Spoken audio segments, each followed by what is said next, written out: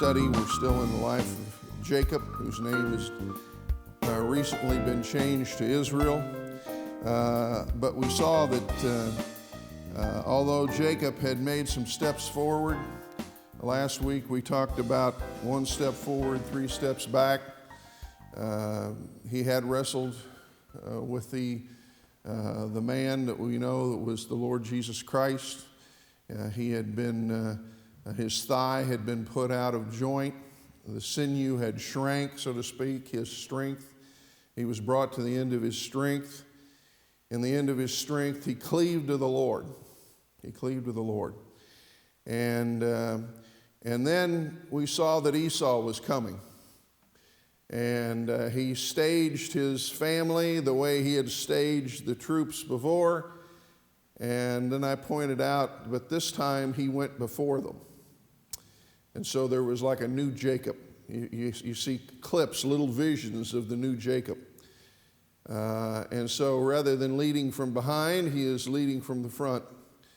And he goes, and of course you know the rest of the story. Rather than Esau slaying him, he embraced him and fell on his neck and wept and received him in a way far beyond anything he expected. And he had that step forward. But then almost immediately that we see steps back. He lies to Esau when Esau says, I'll escort you back. Follow me, I'll take you back to Seir, to his home. And rather than telling him, I'm not going there, he offers some lame excuses, again, deceiving. And we saw that he turned down the escort, and then he turned down some help, and all with trumped up reasons. And then when Esau returned to Seir, he actually doubles back and goes back to a place called Succoth. He actually goes backwards. And we talked about that sometimes in our spiritual life we turn backwards also. And then from there we saw that actually if you look at the last verse 18 of chapter 33 is really the lead into the text that Chris just read. It says, and Jacob came to Shalem, a city of Shechem, which is in the land of Canaan, when he came from Padan Aram and pitched his tent before the city and bought a parcel of a field where he had spread his tent at the hand of the children of Hamor and Shechem's father for 100 pieces of money. And he erected an altar there and called it I never can pronounce that. Chris? There we go. All right. And so he calls it the God of Israel. And we talked about that it doesn't matter what you call it. If it's in the wrong place, you're going to live to regret it. And that's what he did. And so he had some steps forward. He went to meet Esau. He had some steps backward. He wasn't honest with Esau. He goes to Succoth, which is actually backwards. He settles in Shechem, okay, which is in the land of Canaan, but it's not where he was told to return to. He was told to return to Bethel. And if you look at chapter 35, verse 1, you'll see that. And after this sad story we read in 34, starts out with verse 1 of 35. It says, and God said to Jacob, arise and go up to Bethel, okay, and dwell there. Here's the whole problem in 34. He's in the wrong place. He's not where God told him to go. And this whole sordid story that we read here is because he was not in the place that God told him to be. And, you know, in the New Testament it tells us that these stories are written for our learning. These are all object lessons. Yes, they're historical accounts. but they're also types and pictures for God's people to learn these lessons. You shouldn't have to learn every lesson the hard way. We should be able to read the lessons that God's people went through and learn from them before we have to go learn the hard way. That's what a wise man does. It's only the fool that goes forward doing his own thing and having to learn everything the hard way. Unfortunately, there are some Christians that have to learn that way. And so what I entitled it was Folly in Israel. Folly in Israel. When it talks about what happened in this passage. And in that verse where he says that they had wrought folly, verse 7, the sons of Jacob came out of the field when they heard it, and the men were grieved, and they were very wroth, because he, Shechem, had wrought folly in Israel in lying with Jacob's daughter, which thing ought not to be done. There was folly wrought in Israel. But I'll propose to you that this folly was wrought by more than Shechem. Okay? This folly was, you could have entitled it the folly of Israel. Now, folly means, is nabella, the Hebrew word, from which the root word is Nabal. If you remember Abigail and Nabal, I believe was her husband. His name means fool. Fool. And they had wrought foolishness in Israel. And so folly in Israel, or foolishness, or this literally translated vile, this account is vile. It records a rape. Some might say a date rape. We don't know. It doesn't give us enough definition here. We call it today, but it's rape. She was defiled. There was a disgrace, and it was senseless. It need not to have happened, but that's what it ended up being. And so I entitled it Folly in Israel, and I want to talk to you about how we end up with folly in our life. How do we end up with folly in our life? Now, Jacob's name has been changed to Israel. Israel is a type of the people of God. How do we avoid folly in Israel? Well, you get into folly in Israel by the things that we see in this passage. First point I'm going to talk about is rationalization. Rationalization. Second, association. He's associating with the wrong crowd. The next one is assimilation. They're wanting to be one people with the people of the land. Deception. As Chris pointed out, the sons didn't fall far from the tree. Retribution. And finally, justification. These are the things that will wrought folly in Israel. These are the things that if we don't learn from them in our lives and in our families, they will take their toll. Like I said, Paul said these things are written for our learning. These things are written for our learning.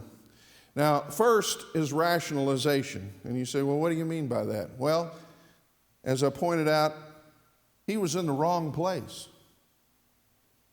He was told, he met God at Bethel.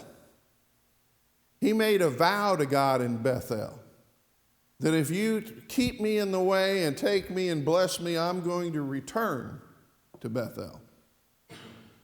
In Padan Aram, the Lord spoke to him again after 20 years and said, I am the God of Bethel. Okay? And tells him to return. And he starts back.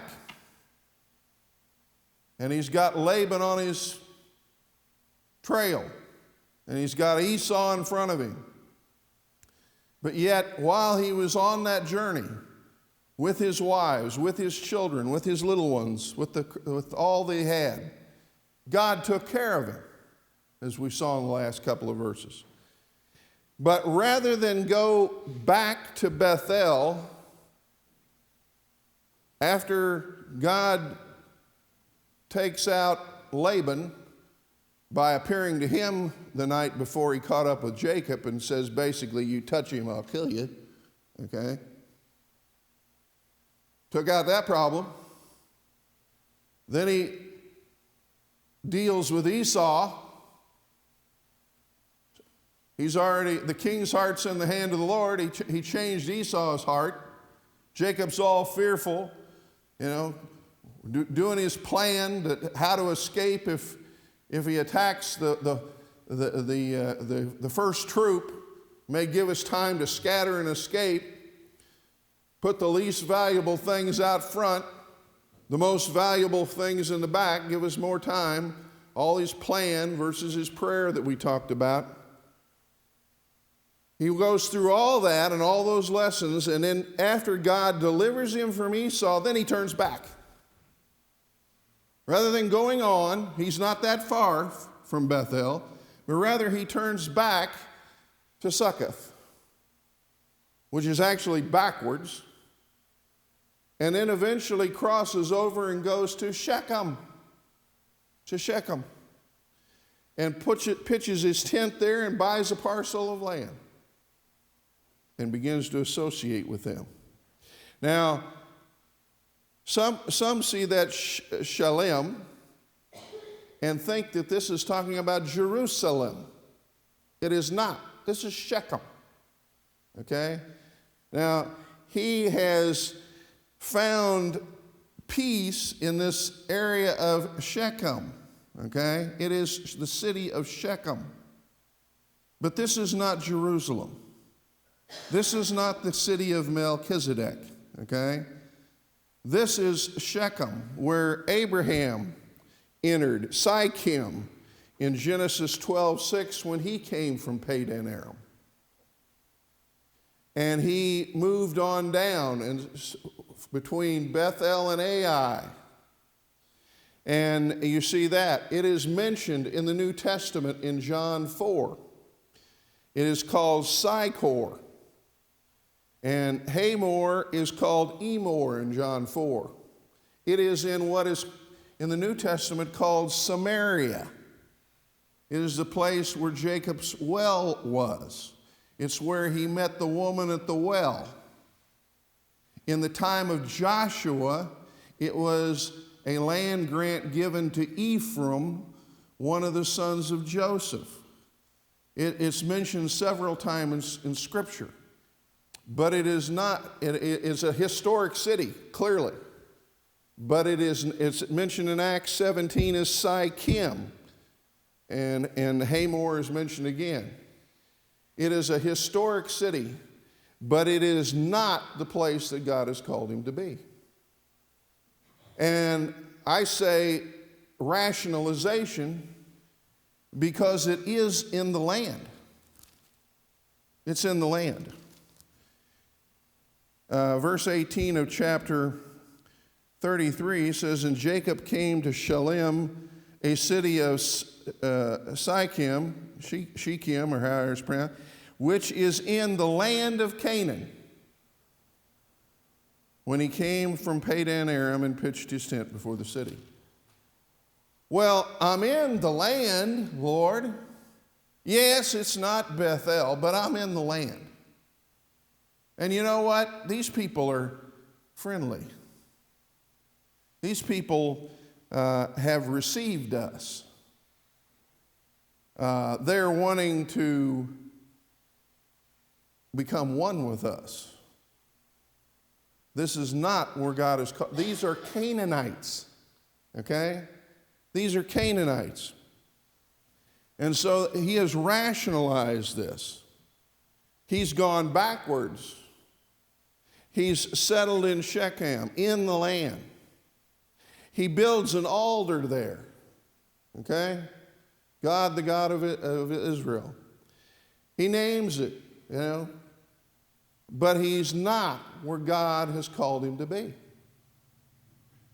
He is not in Bethel.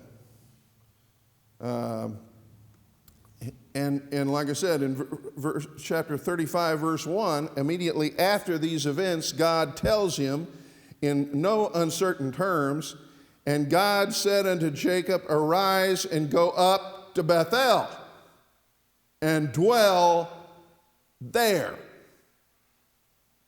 He's doing what he wants to do. This is the picture and the type of the Christian, okay? God's people in half-hearted obedience. Yes, he's left Padan Aram. And yes, he's in the land. But he is not where God put him. Not where he told him to go. And so he stops short. And I mentioned that if you stop short or you detour, it will cost you. It will cost you.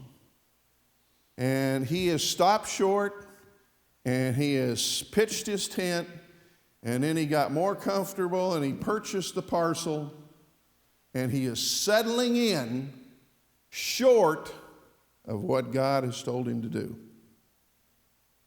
And we rationalize that kind of stuff. Christians rationalize it. And that's how folly begins in Israel. When you start with rationalizing your disobedience and characterizing it as obedience. He erected an altar. He erected there an altar, verse 20 of chapter 33, and called it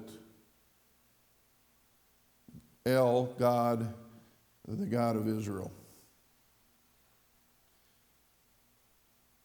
God is not interested in just our religious activity. He's interested in our obedience. He wants obedience, to love the Lord your God with all your soul, with all your might, with all your heart. He isn't interested in your tips in the offering plate. He isn't interested in the fact that you visit a church once in a while, or that you talk the spiritual game.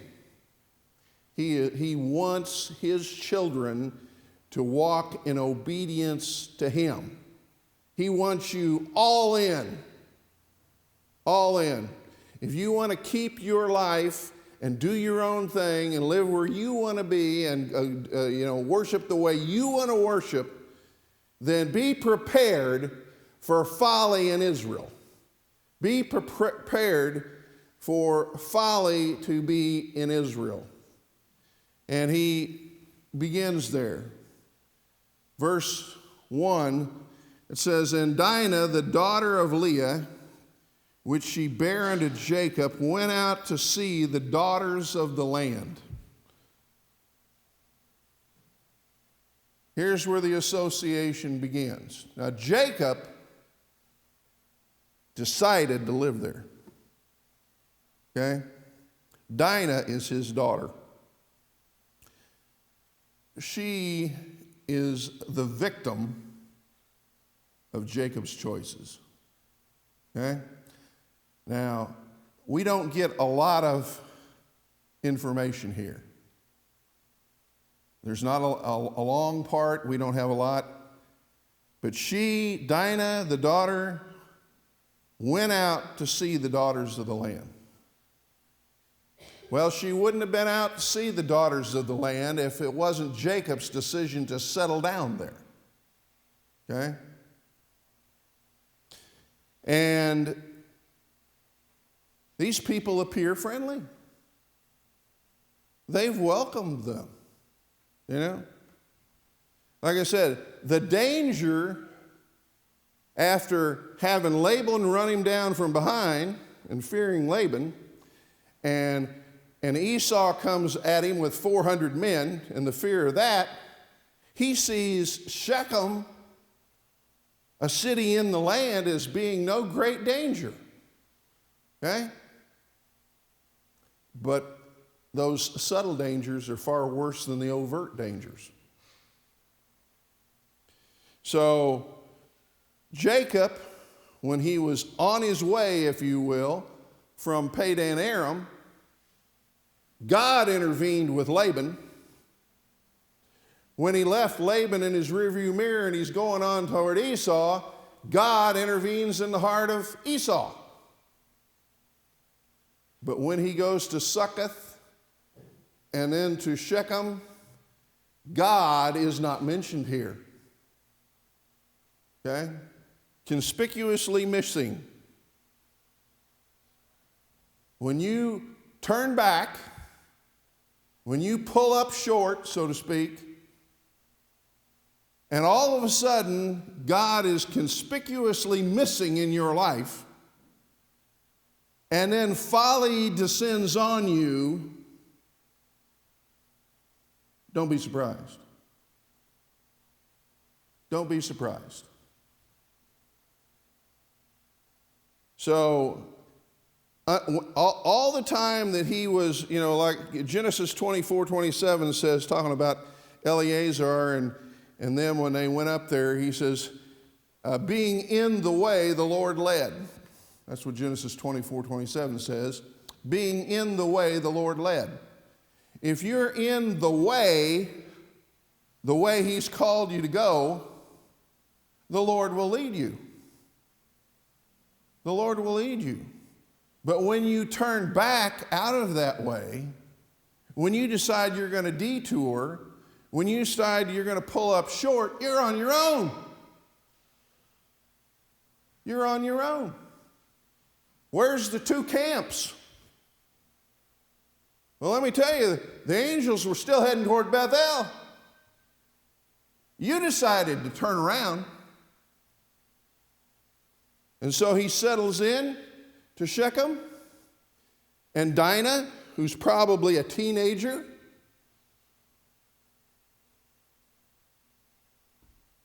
she wants to go out and meet the daughters of the land. Right? Isn't that what aren't teenagers, they're in that, they want to be accepted, They want to be with the girls, but the girls are lost. They are the daughters of the land. They're Hittites and Hivites and Jebusites and Canaanites. They're the ites of the land.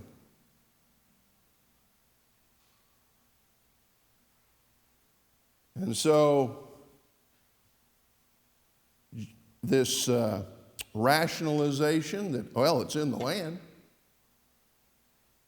Yeah, it's not Bethel, but, it's a nice place. Rationalizing.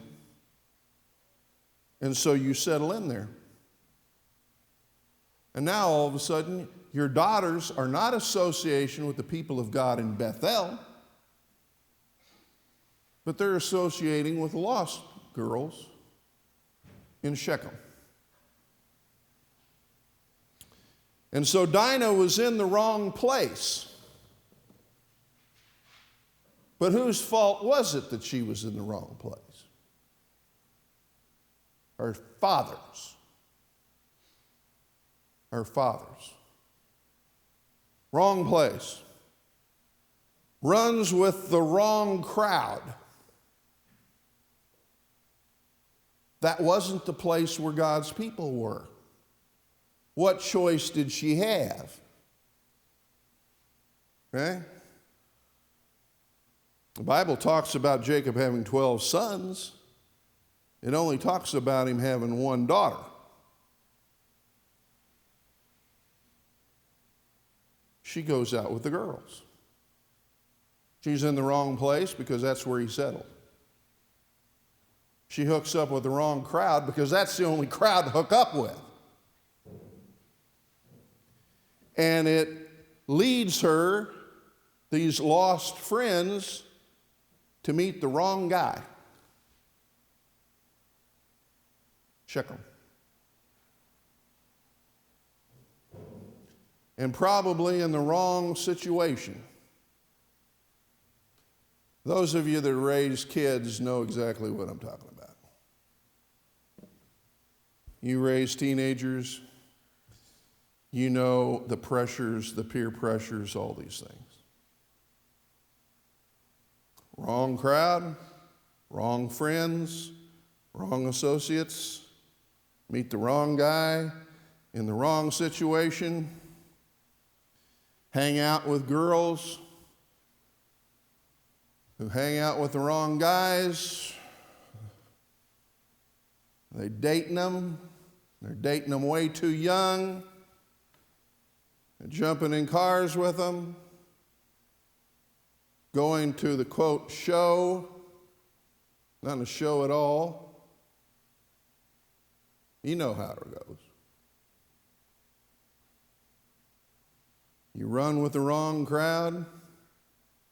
Good Christian girls, quote, quote, from good families. But when you associate with the wrong crowd, you become like the crowd. Especially teenagers, because they want to be accepted. And girls want to be loved. And guys want sex. Nothing new under the sun here. Nothing new under the sun. You hang out with people that are doing the wrong things. Those that buy, use, sell drugs, buy, use, sell alcohol, pot, meth, you name it. You associate with them, you'll eventually be like them. You'll be like them.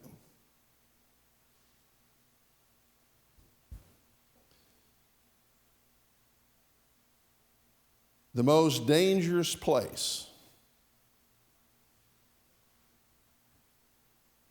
any place outside of God's will. You know, this whole world is falling apart, if you haven't noticed.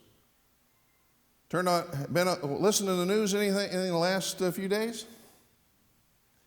Okay, fires are burning all over the Middle East,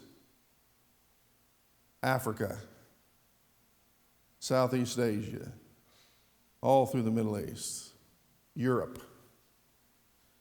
This old world is a boiling pot.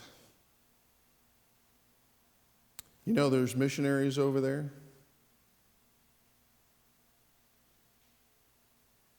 Dangerous place.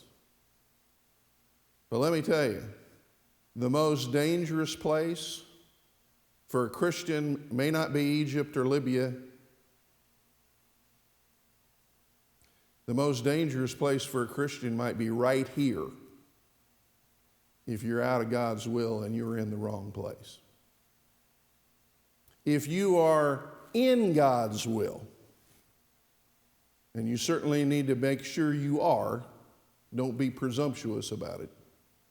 But if you are in God's will and you are in the way that He has told you to be, if you're in the place that He's told you to be, that is the safest place on the planet. But you can be in Kansas City or Belton or Peculiar or Lee Summit or Johnson County. And if you are not in the will of God, if you are not in the place He has called you to be, you are in the most dangerous place.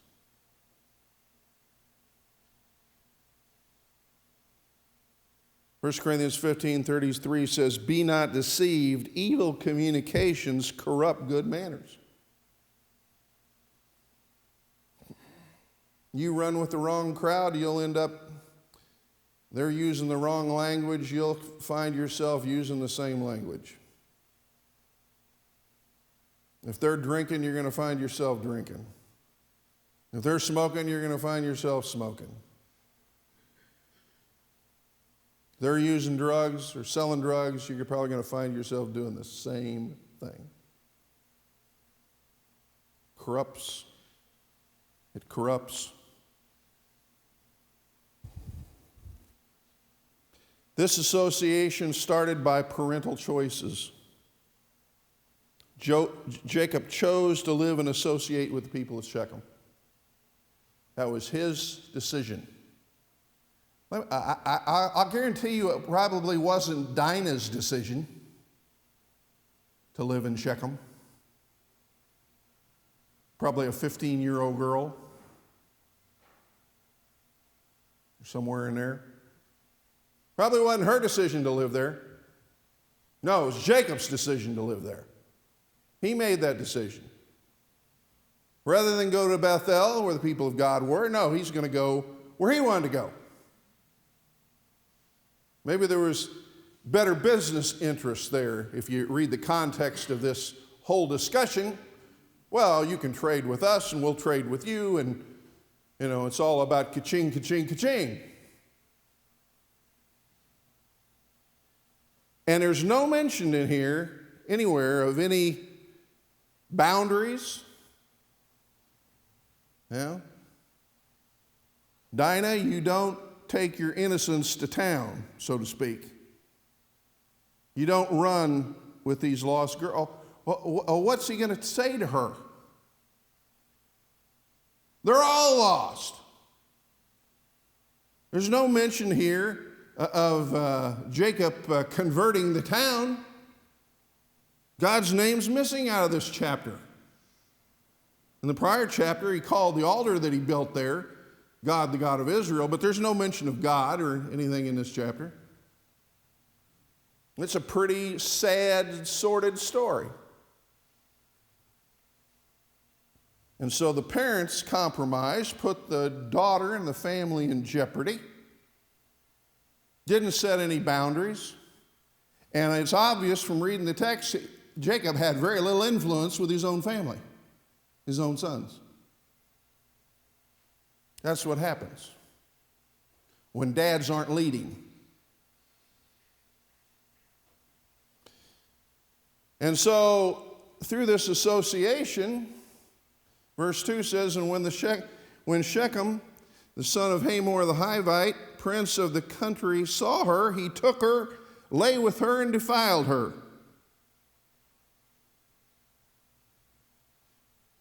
The prince of the country. This guy was the most eligible bachelor in the city.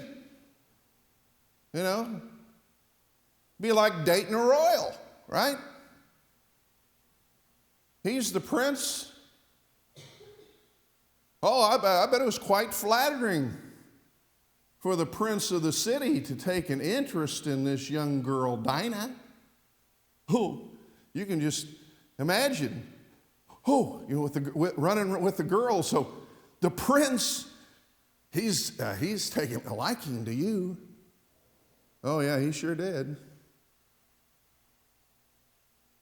Quite flattered by it, I'm sure. I mean, we got these reality shows about these eligible bachelors. Both of them are scumbags. Yeah.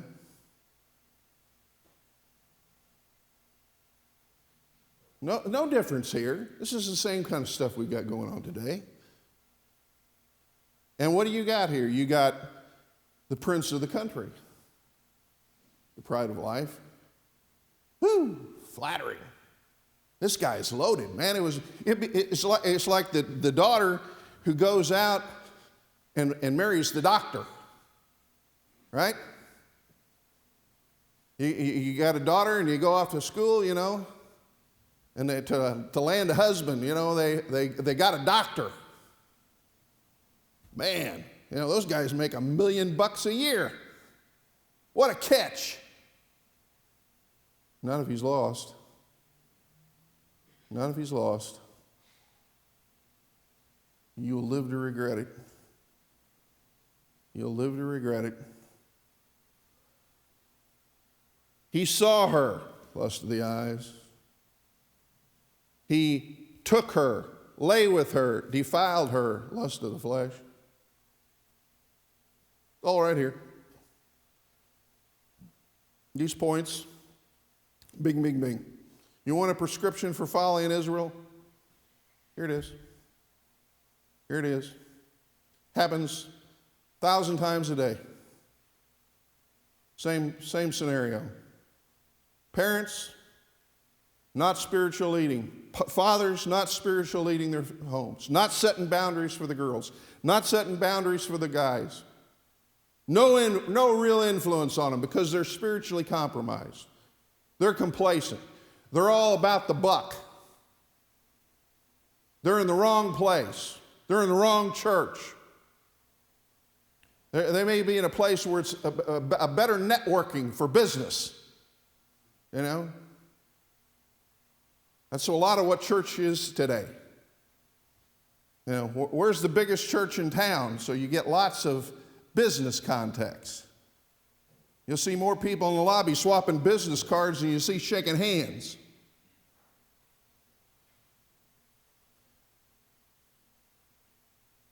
And he takes her and has his way with her. And then he says in verse 3 and 4, and his soul clave unto Dinah, and the daughter of Jacob, and he loved the damsel, and spake kindly unto the damsel. Shechem said to his father Hamor, saying, get me this damsel to wife. The typical, spoiled, rich kid who wants what he wants, doesn't want to be told no, thinks he is the exception to every rule because he's got money, and he's got an attorney, and he can do whatever he wants to do, and he will get by with it. You know, it's like my nephew, the lawyer, once told me one day when I was shocked about the way some of the legal system operated, and he says, Uncle Gary, you don't understand. Today it's about how much justice can you afford.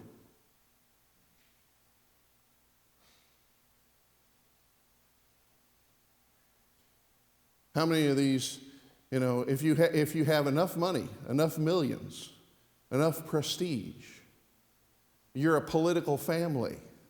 Some of these political families have had so many family members that have been involved in rape and murder and are still walking around free.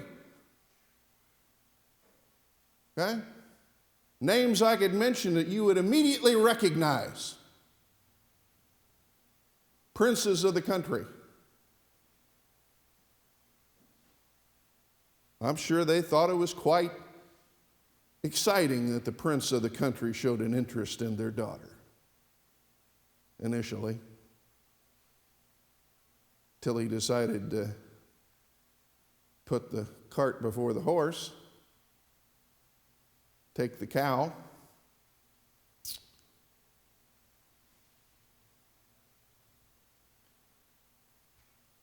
Rationalization will bring you to folly. Association with the wrong crowd will bring you to folly. Jacob is silent about it.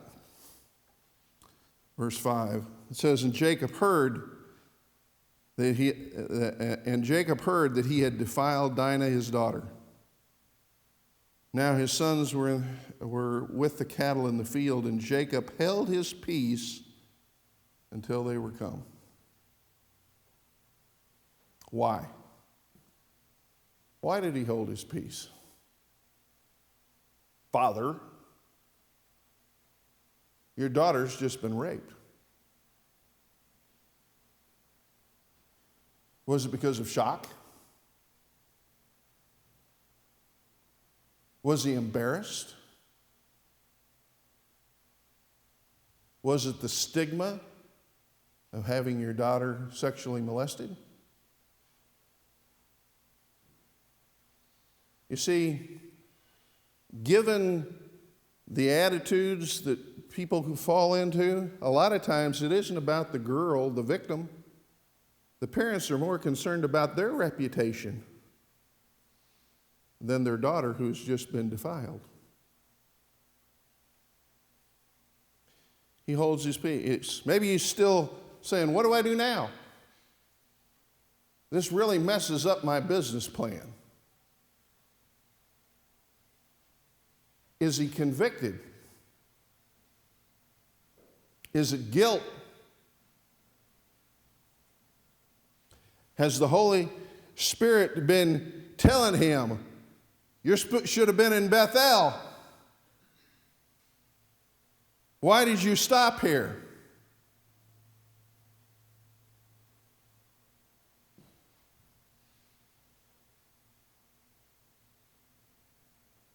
Maybe it's doubt.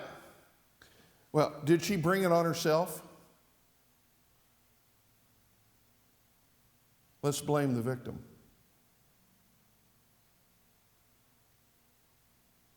We don't know. It doesn't give us. But you know what? You just turn on the TV, read the paper, watch. This stuff is happening every day.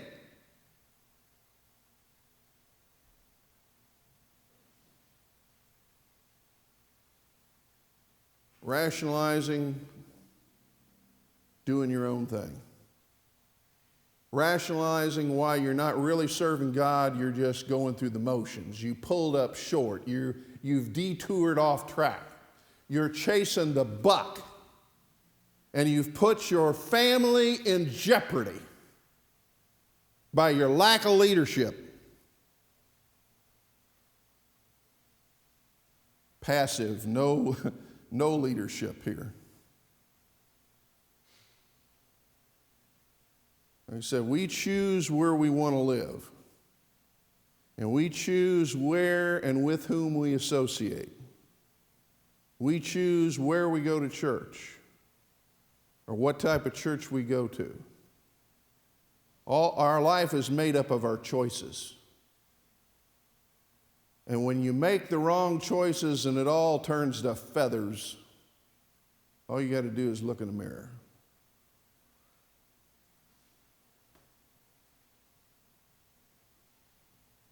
And that association changes us. It changes us. Now, the Bible tells us in Philippians 4:8, whatsoever things are true, whatsoever things are honest, whatsoever things are just, whatsoever things are pure, of good report, think on these things.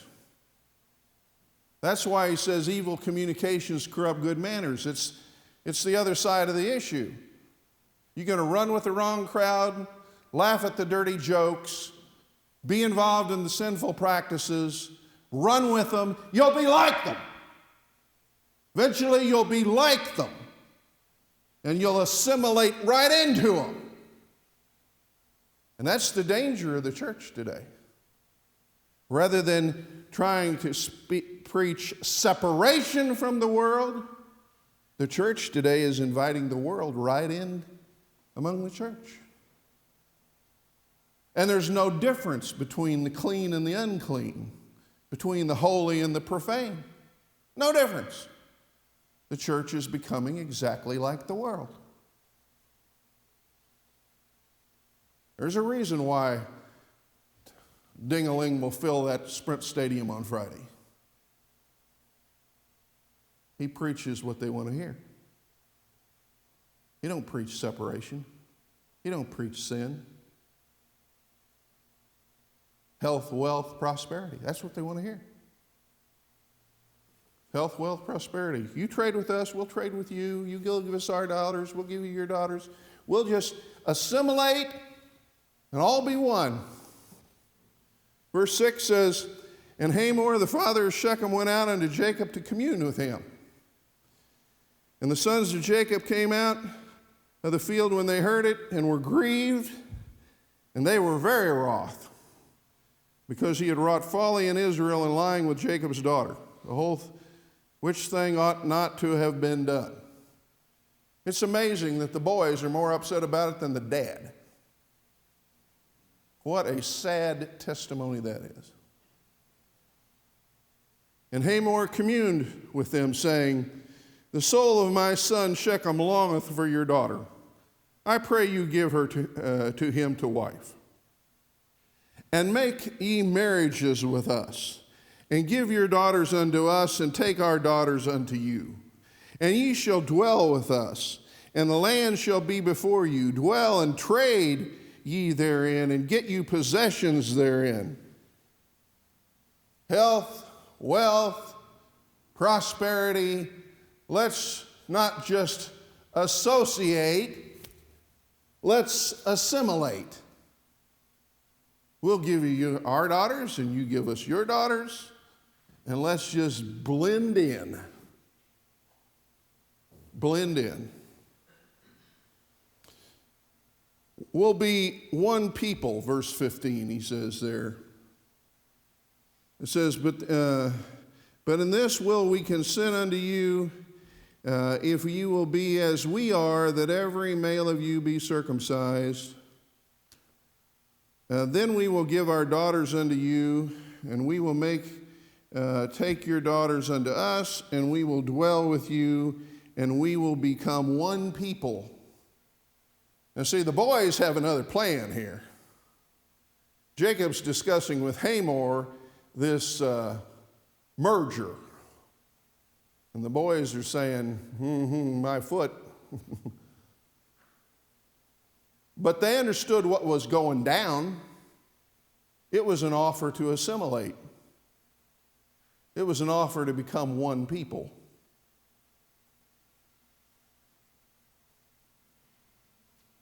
Now, like I said, what Jacob was discussing and what Hamor and Shechem were proposing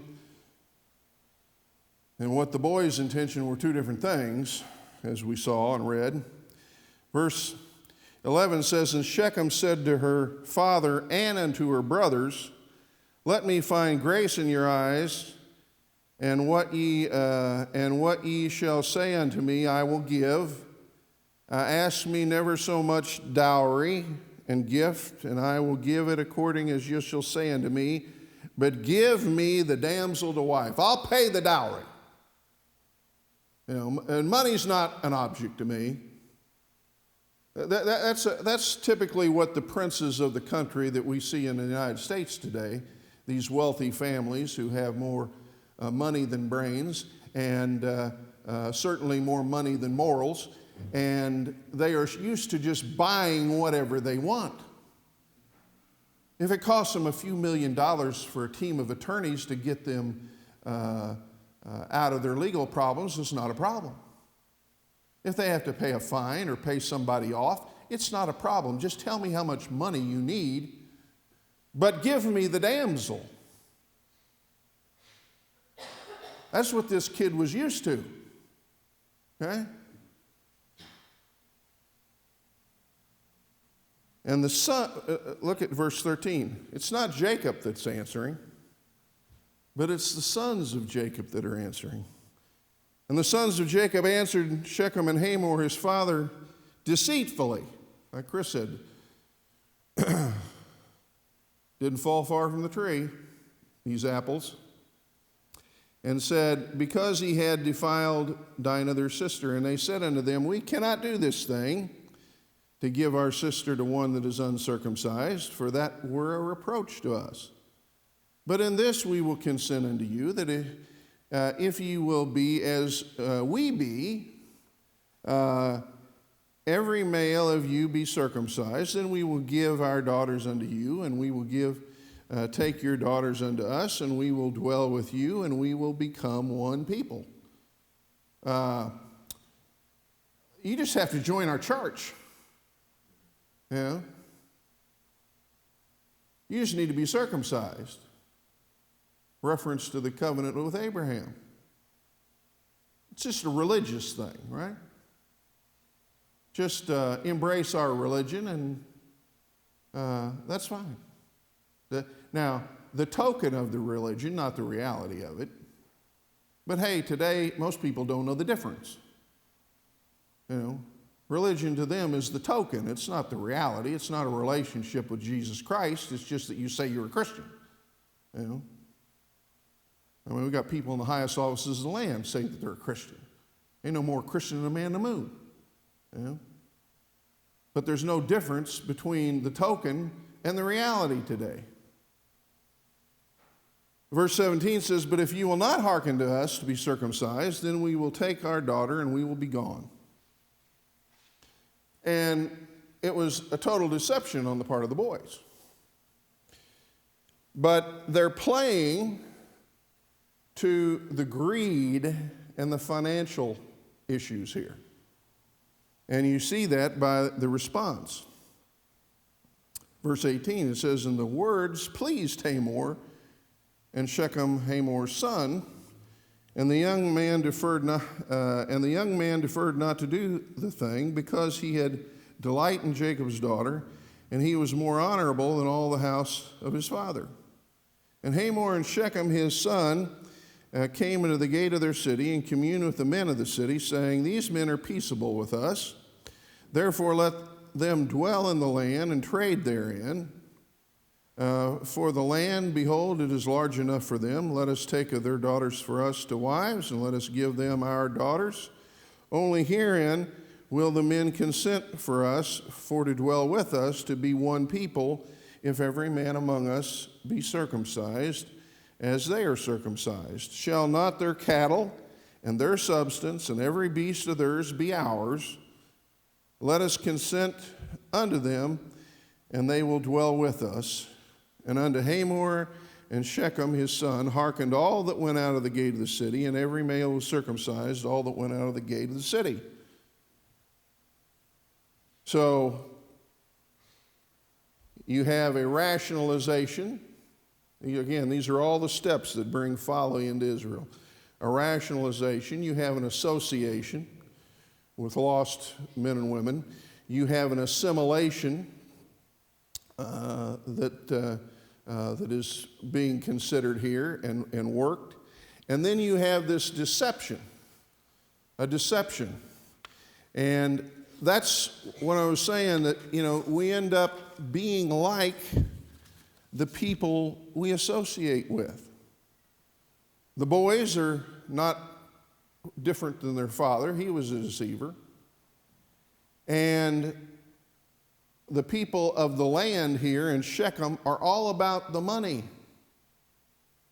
They're about the money. Trade is in. Their cattle, their lands. It's all a financial transaction. It's the benefits of trade that are being discussed. Greed. It's the prosperity gospel in the Old Testament, basically. And so they deceive them because they are like them. They have the same mentality. But there's a retribution that they have in mind. And that retribution, beginning in verse 25, says, And it came to pass on the third day, when they were sore, the two sons of Jacob, Simeon and Levi, Dinah's brethren, took each man his sword and came upon the city boldly and slew all the males.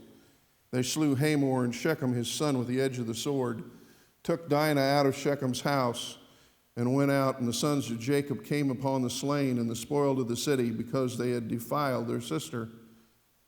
They took their sheep, their oxen, their asses, that which was in the city and that which was in the field, and all their wealth, and all their little ones, and their wives took they captive, and spoiled even all that was in the house.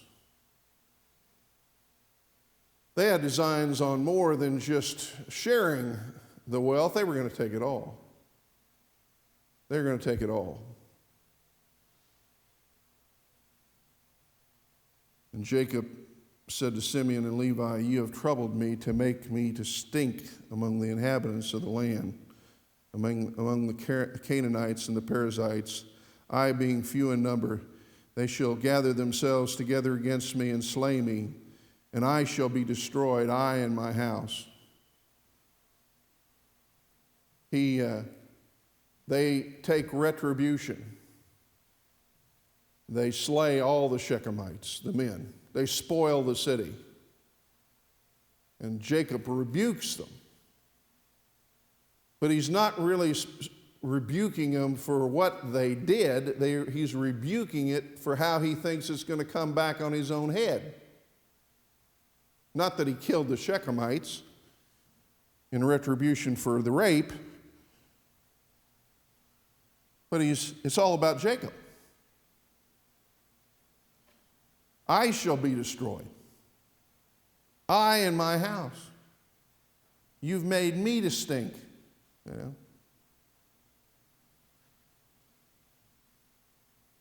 And then the boys just justify it with a statement, but it's a sad one. And they said, should he deal with our sister as with a harlot?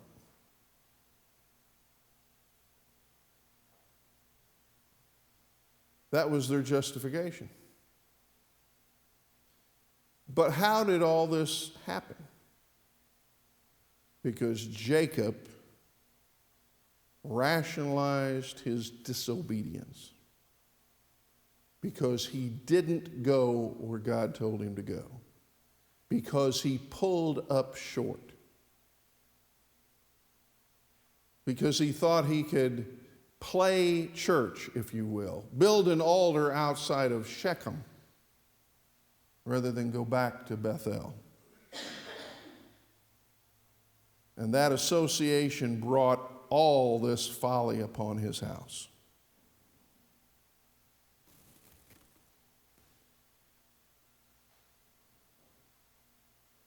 Lack of leadership, a lack of influence. He didn't have any influence on his daughter. He didn't have any influence on his sons. They're going to pay a price. Simeon and Levi will pay a price. You'll see it in Genesis 49. How do we avoid folly in Israel? Dads need to lead. Dads need to lead. One of the biggest issues in the church, all the time I've been a Christian, is men not leading. Men not leading. In most churches, 70-80% of the attendees are women, of the adults. And in a lot of churches where the men do attend, a lot of them don't lead. They don't lead. They don't set the tone. They're not like Joshua 24:15. As for me and my house, will serve the Lord. You need some spiritual leadership. You need obedience. Obedience to the call of God. What is He? You choose where you're going to live. You're going to choose who you associate with. You're going to choose where you go and when you go. But what did He tell you to do? Where did He tell you to be? We need to be obedient. We need separation, not association with the world, not assimilation with the world. Now, when I say biblical separation, I don't mean, go up into some castle and pull up the drawbridge. Okay? That's not what I'm talking about. Bible says we are in the world, but we are not of the world. He says to get out of you'd have to leave the planet, We're here as ambassadors. We're here with a purpose. It was like yesterday afternoon up there on the square. You go up and you see humanity walking up and down the street. No interest in the things of God for the most part.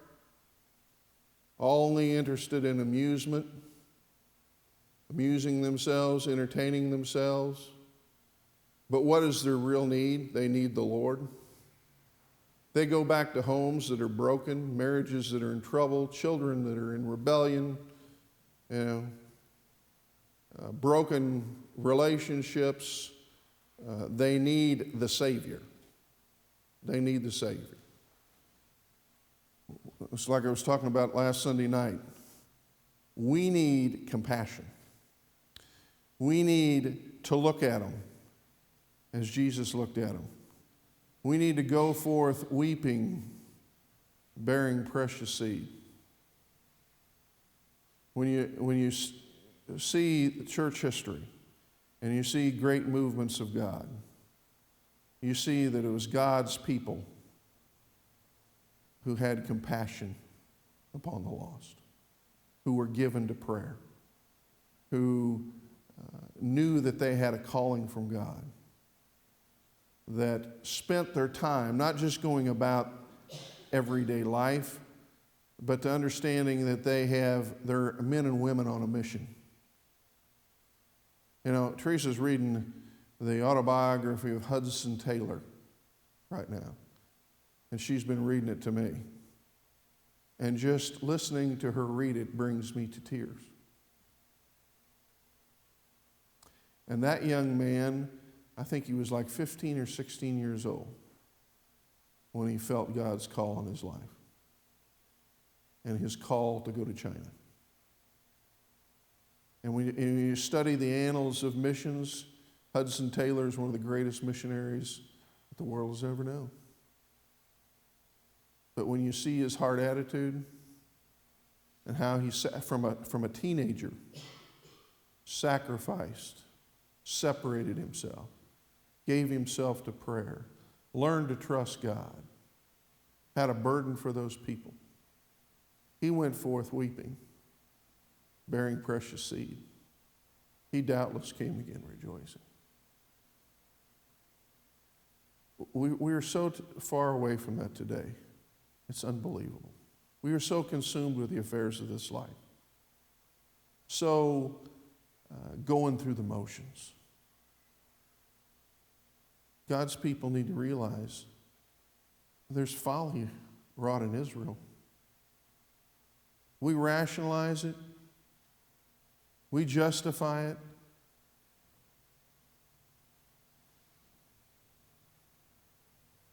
And we need, like I said, we need to insulate, not isolate. I'm not saying pull up a drawbridge.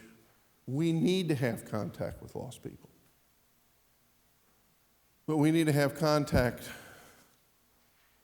with our family members, with our neighbors. They need to see that we really care for them. We appeal to them. Romans 16:19 says, "For your obedience is come abroad unto all men. I am glad, therefore, on your behalf.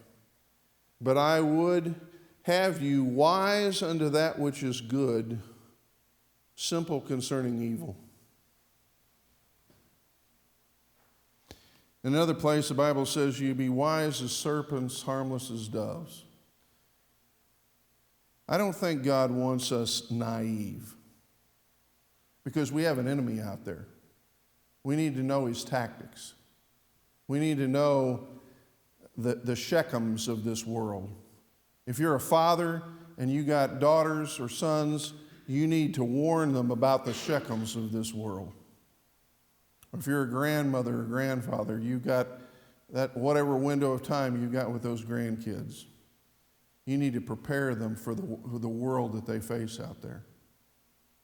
But they don't have to run with the daughters of the land,